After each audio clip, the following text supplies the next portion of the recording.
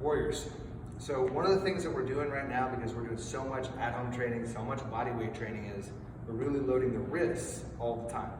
And if you have wrist damage, so you've fallen or you've got tendonitis or something, well, you've got to go through a recovery protocol, which may mean contrast baths, it may mean dietary supplements, it could be a bunch of things. But what you really want to do is, you want to not further load it while it's damaged. Like you wouldn't run on a broken leg. Most of us wouldn't run on a broken leg. So you don't want to crawl on a broken hand, right? So when it comes to things like the push-up, the only thing we can do, to develop pushing strength is we can do dumbbell presses. But again, if you have a wrist injury, then that's probably not something that's going to work for you.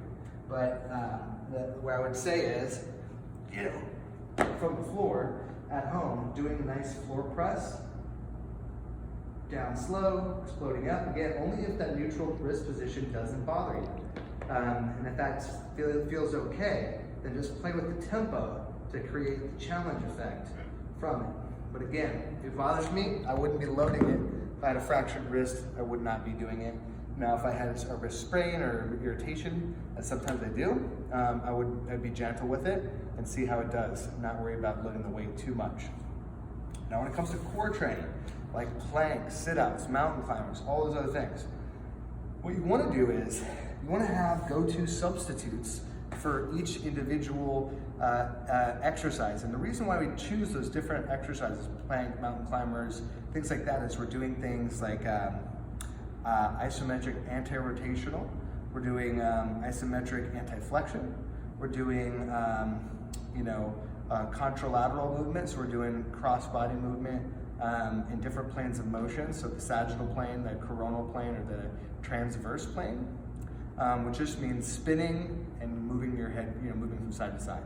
So you need some ab exercises that work in these different planes of motion.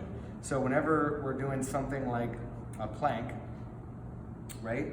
So how can you do an isometric that's not loading your wrist and elbow and jamming yourself up? Well, you could do a bridge isometric, right? So here, I don't have to use my wrist to train the core.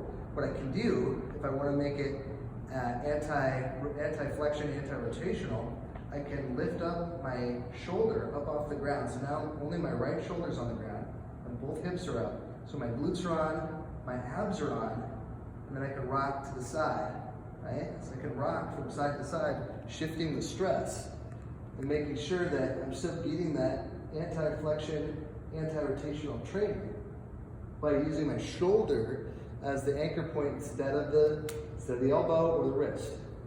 So that's called a, shoulder rock, I think is what it's called. So I'm here, going back and forth, doing the shoulder rock.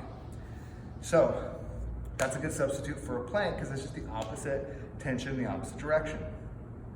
Now, in terms of mountain climbers, things like that, well, you could do the same motion from your back in a bicycle crunch, right? So I'm rotating and I'm flexing the hip, training all those hip flexors, the same muscle groups, just against gravity versus the opposite, right? So here I'm on a bicycle, doing a full pedal, rocking and rolling, getting a great ab workout. I'm sore from all the bicycles we've been doing. And then when it comes to side planks or things like that, then you have to go into the transverse plane, which we rarely do. But when you do it, you're here on the ground, and we're gonna do a simple penguin.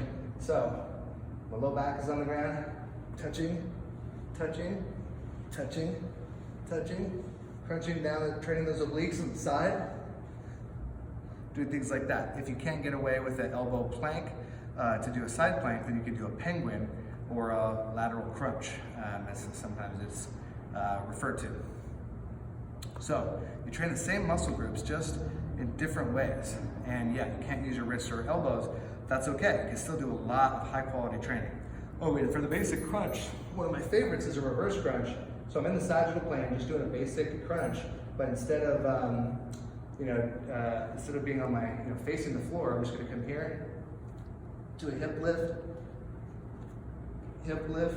So I'm up on my shoulders, So that would be substitute to a plank or a pike, where I'm moving my, I'm actually doing a flexion in the low back, or flexion in the spine.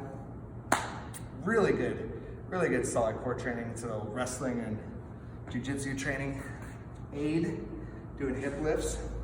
So there's all kinds of ways that you can train your core without using your wrists. Remember, no pain, no pain. We don't want to tack on strain upon injury, so we want to give ourselves time to recover, build muscle, burn fat, feel good, and bring forth the warrior within.